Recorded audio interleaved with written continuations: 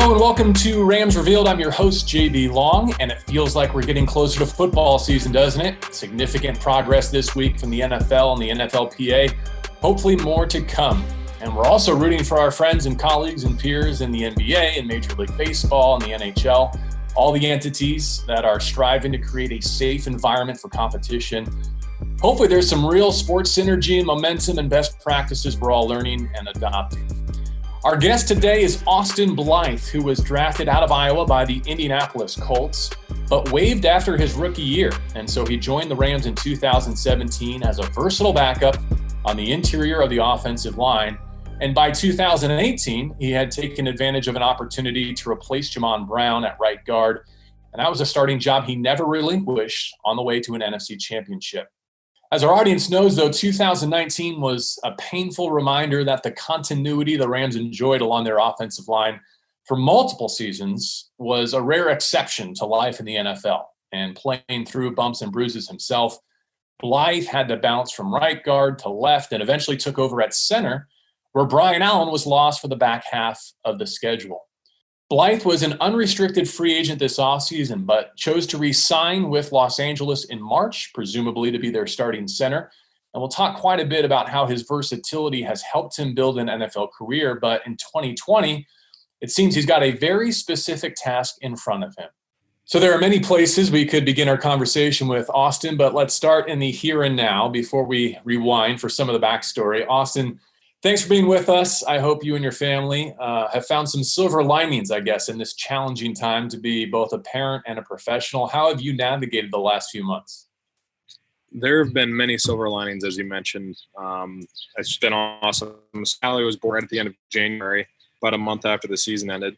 And it's allowed us a ton of time to kind of watch her develop, or it's allowed me a ton of time to watch her develop and grow. And I told my wife she's 6 months old today, and it's been the fastest 6 months of my life. So there's a silver lining in that. Also getting to spend a ton of time and catching up on lost time with my son, Reed, who just turned 4. So just a ton of family time. It's allowed me to let my body recover, really just feel good and healthy coming into this season. And I think those are some silver linings that I can take away from this last 6 months or 4 months or whatever of quarantine, and ready to go, anxious to get going again. All right, so we kind of start the conversation. You're in Iowa, you're preparing to transition back to Los Angeles, and I do want to circle back and kind of finish with that rural Iowa experience all the way through your college days as we continue this Rams Revealed conversation. But as I mentioned in your introduction, you were a free agent this offseason. Let's dig into some of the NFL specifics. Was there ever a consideration of exploring other professional options, Austin, or was it your intention to return to the Rams if at all possible?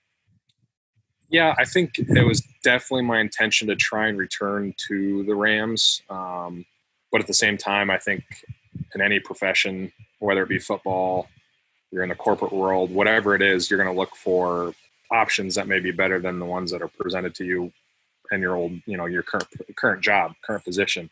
And I did that a little bit. And, at the end of the day, I just looked at my position and outlook with the Rams and the people that I'm surrounded with in that organization kind of just separated itself from anything else that I had on the table. And I was happy with how it worked out. I'm very excited to be back. It's been a long 7 months, 8 months now, or whatever, since the season ended for us last year, and just anxious to get going and, have a good season. So from my conversation with Sean, it seems fair to say that the dialogue with you focused on being the Rams starting center in 2020. Was that your read on it as well? Yeah. And I think that was, one of the main reasons why I came back to the Rams, because I came into the league initially thinking that I'd be a center. I had no inkling that I'd ever really start significant games at guard. I knew that was a possibility just based on my position coming into the league, being an interior offensive line, playing those positions in college. I knew that was a possibility, but I did not by any means think that I'd have this many starts at guard over center. So I'm very excited for the opportunity to play at a position that I'm very comfortable in, and excited to grow off those 8 games that I played in last year at center. I mean, it must feel a bit like home for you, knowing your high school and college career. Now, for the first time you enter a professional season as the assumed starting center, what impact, if any, does that have on your frame of mind and also your preparation as you ramp up for this year? I think it has a huge impact. I think last year going into the season, I didn't take any reps at center. I would go out there for center quarterback exchange for 5 minutes before practice started and get some snaps there. But that's just snapping a football. Like, that's easy to do. But in terms of actually preparing at the center spot, it's a different animal. You're on the line of scrimmage. You're closer to the guy you're going to have to block versus guard, where obviously you're a little further away from the ball. You're a little further off the ball. Guys have a little bit more space to work moves. It just takes longer at the guard spot. I know it seems minuscule, but it does make a difference. So that sort of thing I'm going to be able to get comfortable with before I even have to play a game versus going in there second quarter of the Steelers game last year and kind of going with it on the fly, and obviously offensive line is offensive line. But there are little nuances to different positions on the line. Austin, quick tangent here, because you were a 7th-round pick of the Colts. You alluded to the fact that you came in as a center. You saw live action as a rookie, even made a start.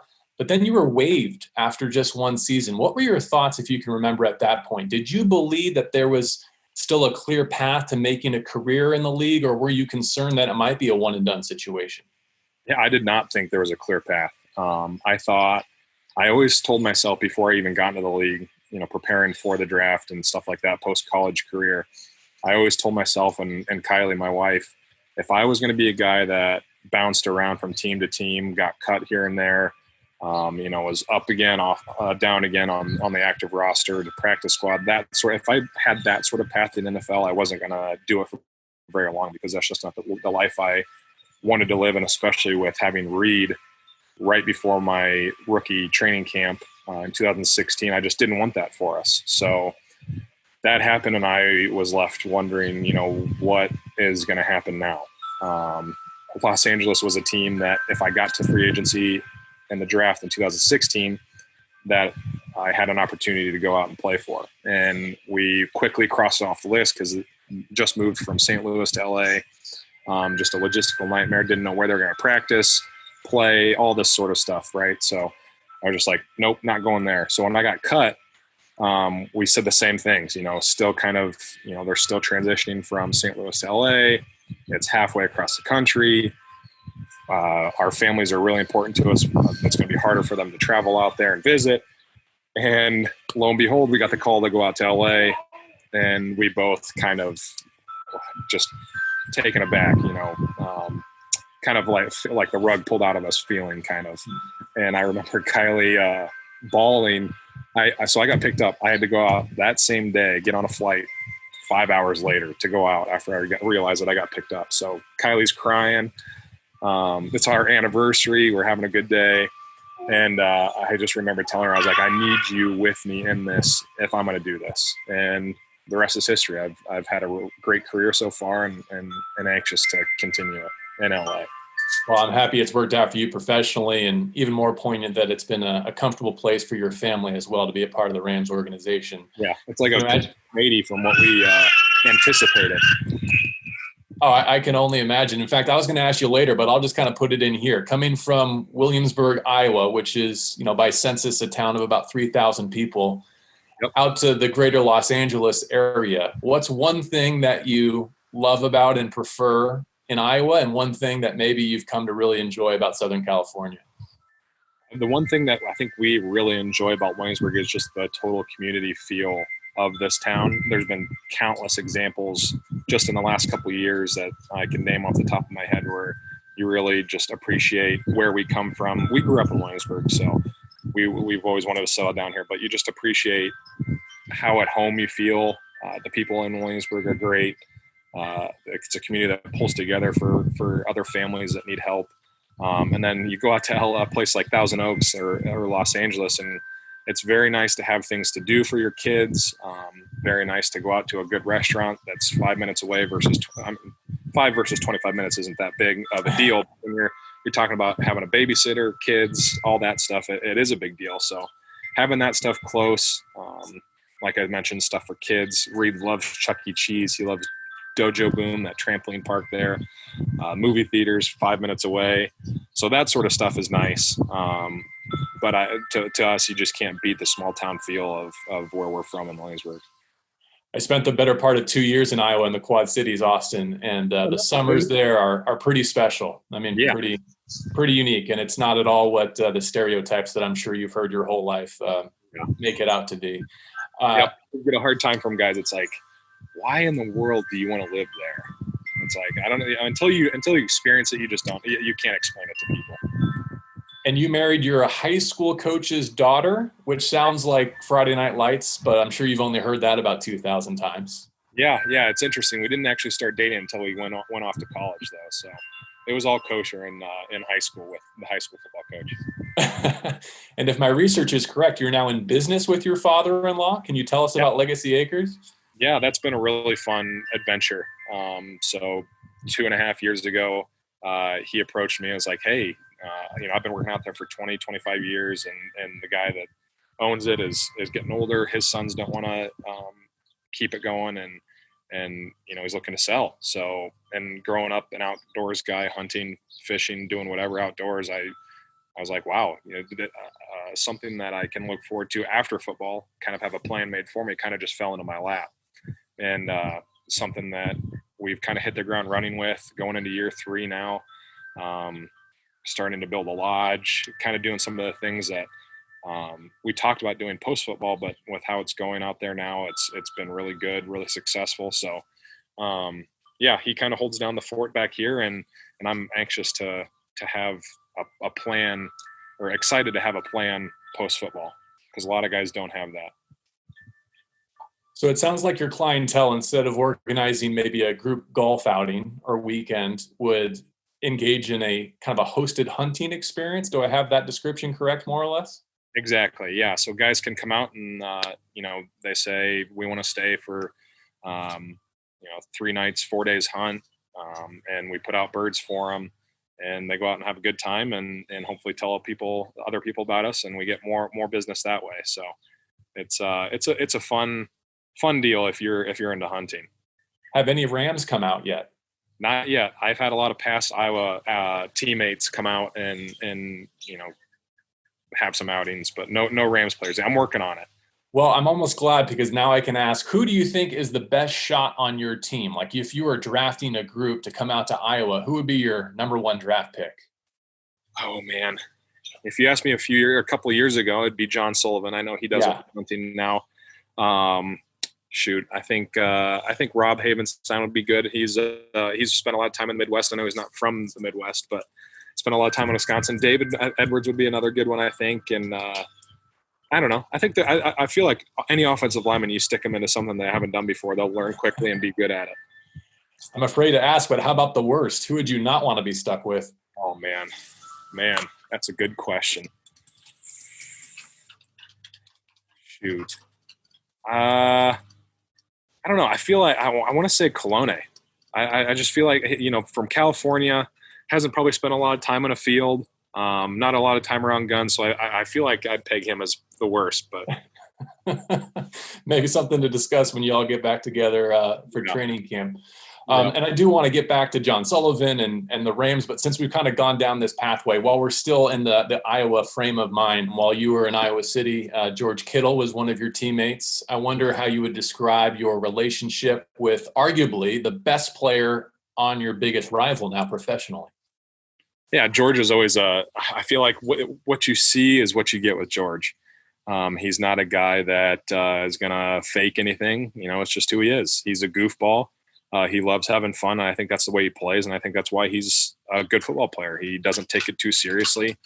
Obviously, he takes it serious enough to train as hard as he does, to play as hard as he does. But at the same time, you got to have a level of fun with it, and I think that's why he's been so successful.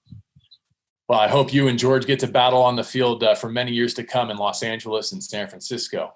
You mentioned John Sullivan and the fact that you share some off-field interests. And so let's get back to the Rams camp a bit, in that you saw what Sully was able to do in partnership with Sean and Jared when he was playing center for the Rams.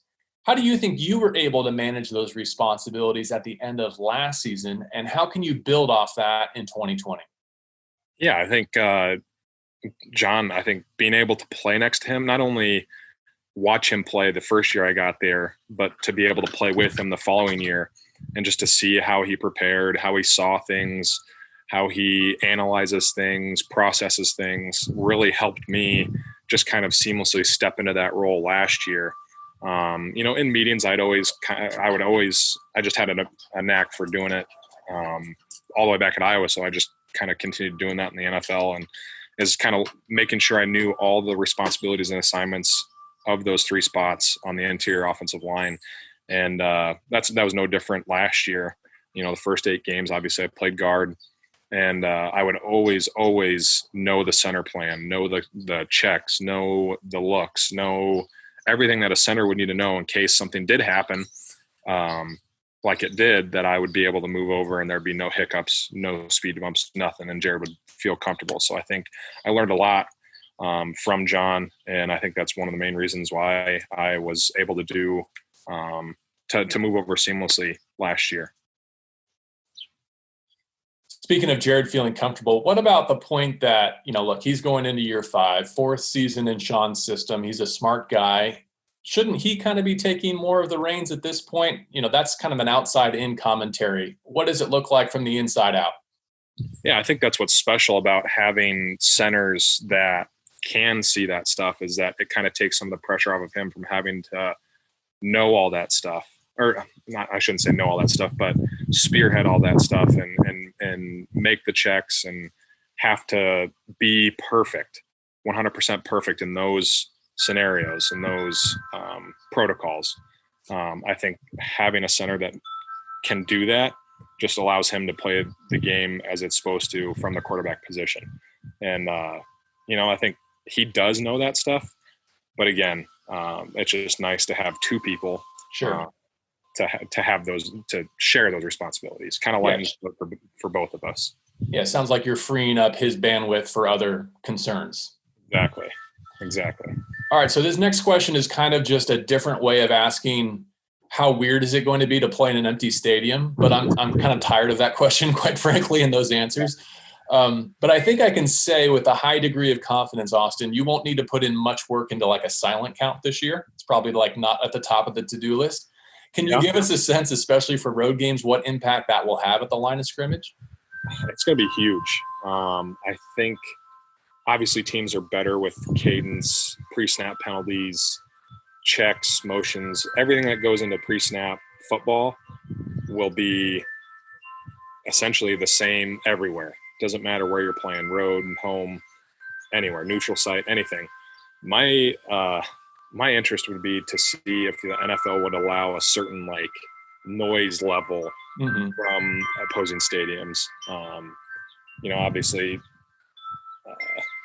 Obviously you can't pump it in, so it's louder than it ever would be with fans. But it'd be interesting to see, because I don't know, it's going to be tough. I mean, obviously the game of football provides its own kind of motivation, being able to play it and stuff like that. But at the same time, you feed off of your fans.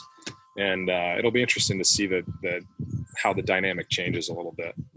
I think at SoFi Stadium, maybe we just have this beautiful wind chime that we're hearing. Williamsburg, Iowa. It'd be distracting, yeah.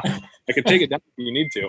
No, I like it. I just wanted to make sure I referenced it at some point so our audience didn't think that Rams Reveal got like some new soothing background music. Yeah. We got a sleeping kid and a kid playing inside, so I just wanted to have my own space so it wasn't interrupted. I totally get it. I got 4 years and 7 months, so any peaceful, soothing noise is much appreciated, if not a white noise machine. Couple more, and then we'll let you get back to your family, and look forward to seeing you in Los Angeles.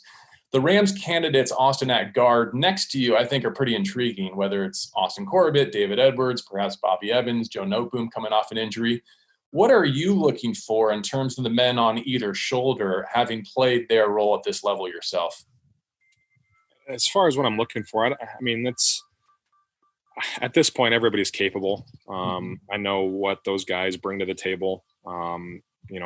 Corbett he's a extremely strong and explosive football player. I think you saw that a little bit last year once he stepped in. Joe is just an athletic freak. David's got his own athletic abilities, but he's extremely smart. So all those guys, and Bobby's another athletic guy. that can play any position. I think he played all 4 positions last year in the preseason, so he's capable of doing it at any spot. So anybody who steps into those roles is going to be well equipped to be able to handle it. And I'm, whoever it is, I'm excited to just be able to go out and play and see those guys and try to win some football games.